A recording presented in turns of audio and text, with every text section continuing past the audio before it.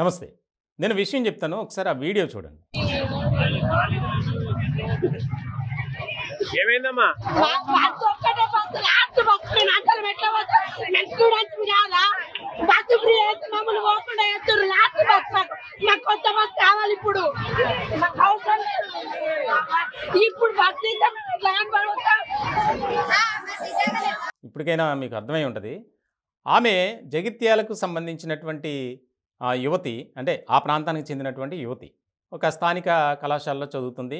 కాలేజీలో ఫంక్షన్ వల్ల కళాశాల వదలటానికి లేట్ అయింది. ఆ క్రమంలో అక్కడి నుంచి జగిత్యాల నుంచి ఆమె స్వగ్రామానికి వెళ్ళాలి. బస్సులు లేవు.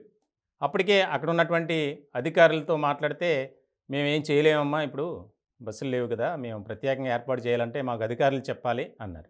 ఇంకేం చేస్తారు, అందా అక్కడ ఏదో ఒకటి వస్తుందేమో వెళ్దామని చెప్పి వెయిట్ చేశారు. నైట్ అయిపోతుంది, వెళ్ళాలి. ఇంక తీరా చేసేదేం లేక ఆ యువతికి కొంత కోపం వచ్చింది. మనస్తాపానికి గురై రోడ్డు మీద ధర్నా చేసింది.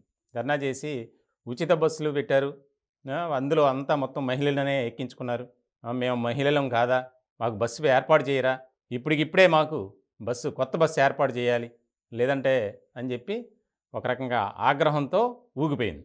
అక్కడంతా కొంత ఆసక్తికరంగా మారినటువంటి పరిస్థితి. ఆ విజువల్స్లో మనం చూస్తాం. ఇంకా కొంతమంది యువతులు ఆమెతో పాటు పక్కనే ఉన్నారు. చాలా సమయం అయిపోయింది అప్పటికే. ఎందుకంటే దూర ప్రాంతం వెళ్ళాలి యువతులు, మళ్ళీ మార్నింగ్ కాలేజీకి రావాలి. ఇలాంటి సందర్భంలో టెన్షన్ ఒక పక్కన ఇంట్లో వాళ్ళు, అధికారులేమో బస్సు ఏర్పాటు చేయడానికి అవకాశం లేదు. ఇంకా ఈమె అలాగే అక్కడ ఉన్నటువంటి కొంతమంది అంతా మొత్తం అధికారులను ప్రాధేయపడితే ఒక ఆటోని ఏర్పాటు చేసి వారితో జాగ్రత్తగా మాట్లాడి వాళ్ళ నెంబర్ తీసుకొని, ఎవరైతే ఈ బస్ మిస్ అయినటువంటి దాటిపోయినటువంటి, అంటే బస్సు ఉంది వీళ్ళు ఎక్కడానికి అవకాశం లేకుండా పోయింది. ఎందుకనంటే ఫ్రీ బస్ అని ప్రభుత్వం ప్రకటించిన తర్వాత మహిళా ప్రయాణికుల సంఖ్య ఎక్కువైపోయింది కాబట్టి ఈ యువతులకు అవకాశం లేదు ఎక్కడానికి, ఫుల్ అయిపోయి ఉంది. ఇలాంటి క్రమంలో అధికారులు బాధ్యతగా తీసుకుని అక్కడ ఆటో మాట్లాడి వారందరినీ ఒక పెద్ద ఆటోలో ఎక్కించి జాగ్రత్తగా పంపించారు.